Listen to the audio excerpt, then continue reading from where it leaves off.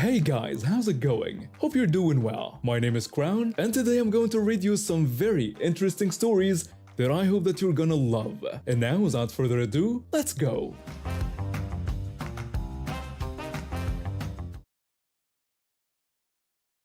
I had just gotten my paycheck and decided to do my monthly shopping at that big retail store where employees wear blue shirts.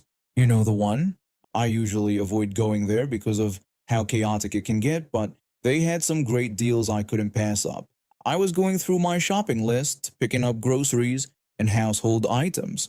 I was wearing a red t-shirt and cargo shorts that day, nothing even remotely close to the store's uniform. I had been shopping for about an hour, carefully comparing prices and checking items off my list, when I heard that sound. That unmistakable ahem that entitled people make when they want attention. Without even turning around, I loudly announced that I didn't work there. I grabbed what I needed from the shelf and started walking away. That's when all hell broke loose. She started yelling at me about how rude I was, demanding that I come back because she was a customer. I shouted back that I was a customer too and told her to go screw herself, calling her an ignorant, ugly old bat. Look, I know some might think I was harsh, but I've dealt with entitled people my whole life. I was raised in a tourist town, and working in customer service through college taught me that if you give these people an inch, they'll take a mile. I learned to stand up for myself early on. She stood there, mouth hanging open, like someone had just told her the earth was flat. But then she spotted three men in business suits who had walked into our aisle, attracted by the shouting. She practically sprinted toward them, and suddenly the waterworks started. It was Oscar-worthy, really. Through fake tears, she made up a story about how I, who she thought was an employee, had been horrible to her. She claimed she had politely asked for help, but I had insulted and threatened her. She then demanded that they fire me immediately. The first man tried to explain that he didn't work there and couldn't fire me. She refused to believe him, screaming that he was lying and that he was a manager, again demanding that he fire me right away. She was screaming so loud that the men actually took a step back. The first man tried to calm her down, asking her to stop yelling. He started explaining again that he couldn't fire me because he didn't work there and wasn't what she thought he was. But he never got to finish his sentence. That's when she did something incredibly stupid. She whipped out a small container of pepper spray and blasted the poor guy right in the face. What happened next was like something out of an action movie. The other two men moved faster than I thought possible. They had her face down on the floor and in handcuffs before she could even realize what was happening. Turns out they were all police officers in plain clothes who had been doing some shopping themselves. One of the officers announced they were police and told her she was under arrest for assaulting an officer with a weapon.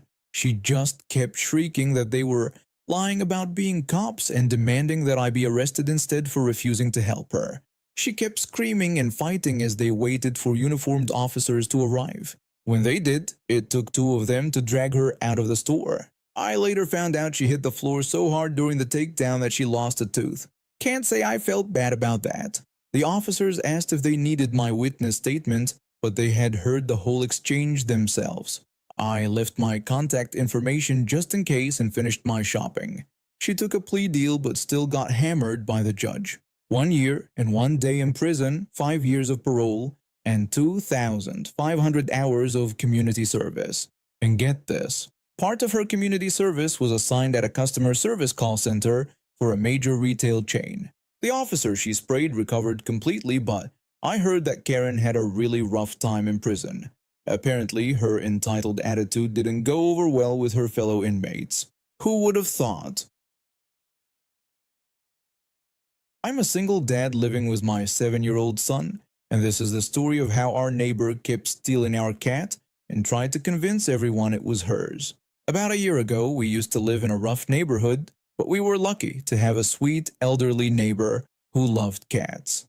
That's how we met our kitten. She was too young to be away from her mother, but we found her in our tree. My son immediately fell in love with her and took amazing care of her, helping clean her fleas and feeding her. She's half Maine Coon, so she has these beautiful dark brown and black stripes. 7 months ago, we moved to a better neighborhood. Everything seemed perfect except for one thing: the family across the street. We soon discovered they were meth dealers. Not the dangerous gang type, but enough traffic to make us uncomfortable. Unfortunately, we'd already signed a year-long lease. A few weeks after moving in, our cat disappeared. Everyone helped search, including the neighbor's kids. 2 weeks later, I was sitting on my porch when I saw our cat walk out of their house. Weird, but I was just glad to have her back. In May, our cat got pregnant, and then she vanished again. During the search, the neighbor's kids, who often played at our house, casually mentioned that their cat had returned around the time ours disappeared. I went to talk to their mother. When I asked if she had seen our cat, she immediately became defensive, demanding to know why I would think their cat was actually ours. That reaction was suspicious, but I wasn't about to search a meth house. The next day, our cat showed up on our porch and had her kittens shortly after. In June, the husband went to jail for running a meth lab, and Karen was found unconscious from drugs. Their kids stayed with us for a few nights. When they went back home, our cat disappeared again. I walked across the street and demanded our cat back. Karen just slammed the door in my face, but an hour later, her kids brought our cat back. Last Monday, our cat didn't come home. The grandmother next door claimed she'd seen a dead cat a few streets over. I searched everywhere but couldn't find anything. We had to tell my son the devastating news. A week passed. Karen got ordered to rehab, and they were being evicted. During their yard sale, her kid came to our house and excitedly told my son they had gotten their kitten back and that she was going to have kittens. I went to their house and found our cat on their lawn. When Karen saw me, she immediately started yelling that it wasn't our cat. I checked for the distinct scars our cat had from a recent fight. They were all there. Our cat spotted her kittens and sprinted toward our house. The grandmother came rushing over, demanding to know what was happening. My son ran out crying, overjoyed to see that our cat was alive. I confronted them about how Karen had stolen our cat again, and how they had lied about her being dead. The kid tried to claim they had gotten the cat a year ago, but I pointed out 3 facts. The cat was female, not male as they claimed. This was definitely our cat that their kids had played with at our house, and their mother had been repeatedly stealing her. The grandmother denied that her grandkids had ever been to our house, claiming she had them the whole time. She tried to prove her point by showing me pictures, but they were of a completely different tan and light brown cat. I warned them that if I had to come get our cat again, I would get a restraining order. The grandmother tried to mock me, asking what I thought I could tell the police, that someone was feeding our cat. Later that night, a police officer showed up at our door with Karen and her mother. He explained that they were claiming I had stolen their cat. I showed him our cat with her kittens, and he compared it to their picture.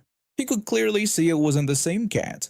I made sure to inform him about Karen's drug dealing history and her husband being in prison.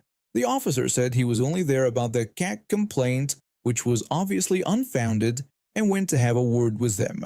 We've since kept all windows and doors shut, and my son is extra careful not to let any cats out. Last I heard, Karen failed her drug test and got sent to prison too.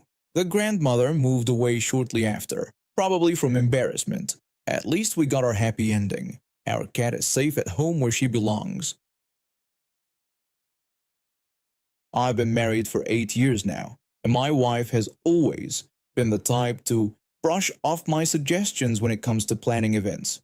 Don't get me wrong, she's amazing at organizing things, but sometimes she can be a bit stubborn. I've learned to just let her learn things the hard way, which usually leads to some pretty entertaining situations. Last weekend was our daughter's 7th birthday, and we decided to host it at this cute little arts and crafts workshop downtown. Our daughter's been really into painting lately, so it seemed perfect. The plan was simple: have the kids do some crafts, eat pizza and cake, then finish up with more crafts. What could go wrong? We got to the workshop early to set everything up for the 11 a.m. start. While my wife was chatting with the employees about the schedule, I overheard them mention that the kids would paint for about 30 to 45 minutes before breaking for pizza. Then they'd do the second part of their crafts around 12:30 and have cake around 1 p.m. Something clicked in my head immediately. My wife had scheduled the pizza pickup for 12 p.m., which didn't quite add up with the timeline. I suggested to my wife that we should call the pizza place to move up the pickup time to 11:30. She brushed me off, telling me I was stressing over nothing and to just leave it alone. Having chaperoned enough first-grade field trips, I knew exactly what was coming. First graders are like tiny nuclear reactors of energy, and when they're hungry, let's just say it gets interesting. 11:30 rolls around, and sure enough, the kids are wrapping up their first activity. My wife told me I should go get the pizzas now. I headed out to the supermarket, which was a good 10 minutes away. Of course, because the universe has a sense of humor, the place was absolutely packed. The pizzas weren't ready until 11:45, and then I still had to pay and drive back. At 11:55, my wife called in a panic. She demanded to know where I was and where the pizzas were. I reminded her that she had put the pizza order in for 12 p.m. She frantically told me to hurry because the kids were starving. I couldn't resist reminding her how she told me not to stress over this earlier. Back at the workshop, it was exactly the scene I'd imagined. 20 first graders all bouncing off the walls with hunger, while my wife tried to maintain order. The poor workshop employees were doing their best to keep the kids entertained, but you can only do so much with hangry 7-year-olds. When I walked in with the pizzas, you'd think I was carrying gold. The kids descended on them like a swarm of locusts, and within minutes, there was barely a crumb left. The rest of the party went smoothly. The kids finished their crafts, demolished the cake and cupcakes, and left happy with their creations. On the drive home, my wife was exhausted. She started telling me about the chaos that erupted after I left. Kids chanting, "We want pizza," some nearly crying from hunger, and her trying to distract them with games that absolutely no one was interested in playing. I couldn't resist using her own words against her, telling her not to worry and that she was stressing over nothing. The look she gave me could have melted steel, but I saw the corner of her mouth twitch into a slight smile. That evening, after our daughter had gone to bed, my wife was reviewing her party planning notebook. Yes, she keeps one. She admitted that maybe we should schedule the food delivery 30 minutes earlier than we think we need it next time. I playfully asked her what made her come to that conclusion. She told me to shut up and threw a couch pillow at my head, but we both ended up laughing about it. The next day, she even added a new rule to her party planning notebook. Always listen to your husband about food timing. I'm having that page framed. Let me tell you about something that happened to me around 20 years ago. My best friend and I had been inseparable since middle school. We did everything together, shared our first beers, covered for each other when we snuck out as teenagers, even ended up at the same college. He was the kind of friend who'd drop everything at 3 a.m. if you needed help. The kind who knew exactly what to say when life got rough. 4 months before this story takes place, he was killed in a convenience store robbery. Wrong place, wrong time. The robber was tweaking on something and got spooked. My friend was just there buying milk for his morning coffee. It took me weeks just to process that he was gone. His parents asked me to speak at his memorial service, and I spent days trying to write something that could do justice to 20 years of friendship. How do you sum up a person's entire life in a 5-minute speech? The day of the memorial service was harder than I expected. The room was packed. He had touched so many lives. One by one, people got up to share their memories. Each story felt like reopening a wound. Halfway through, I needed air. The emotions were suffocating me. There was a bar right next to the event room. I slipped out, found an empty stool, and ordered a whiskey neat. The bartender gave me that knowing look, the one that says they've seen plenty of people drinking to cope with loss. I was staring into my glass, replaying memories in my head, when this guy 2 stools down decided to speak up. He called out to me with an annoyingly cheerful voice, asking why I looked so glum and telling me to smile. I looked at him, not really believing what I was hearing. He had that smug expression some men get when they think they're being charming. I asked him to repeat himself. He doubled down, saying I looked like someone had died and that life was too short to be so serious. He insisted again that I should smile. The sheer audacity of this guy. I turned to face him directly and told him that someone actually had died. my best friend of 20 years. I explained that I was here for his memorial service right next door and that he had been shot dead in a robbery 4 months ago. With bitter sarcasm, I invited him to tell me more about how I should smile. The color drained from his face. His mouth opened and closed a few times, but no words came out. The people sitting nearby who had overheard went dead silent. He stammered out an apology, saying he didn't know. I cut him off, acknowledging that, of course, he didn't know, which was exactly why he shouldn't go around telling strangers how to feel or what to do with their faces. He started stammering out more apologies, but I wasn't done. I asked him if he made a habit of telling random women to smile, if it usually worked out well for him, and if it made him feel good about himself. The bartender, who had been watching this whole exchange, stepped in and suggested to the man that it was time for him to close out his tab. The guy threw some money on the bar and practically ran out. The bartender slid a fresh drink in front of me, telling me this one was on the house. He admitted that he'd wanted to say something like that to guys like him for years. I went back to the memorial service feeling a bit lighter. Maybe it was the whiskey, or maybe it was the small satisfaction of knowing that at least one guy might think twice before telling another woman to smile. My friend would have loved that story. He always did enjoy when entitled people got put in their place. Later, as I was leaving, I saw that same guy in the parking lot. He caught my eye and quickly looked away, practically diving into his car. But before he could escape, an elderly woman who had been at the bar earlier stopped him.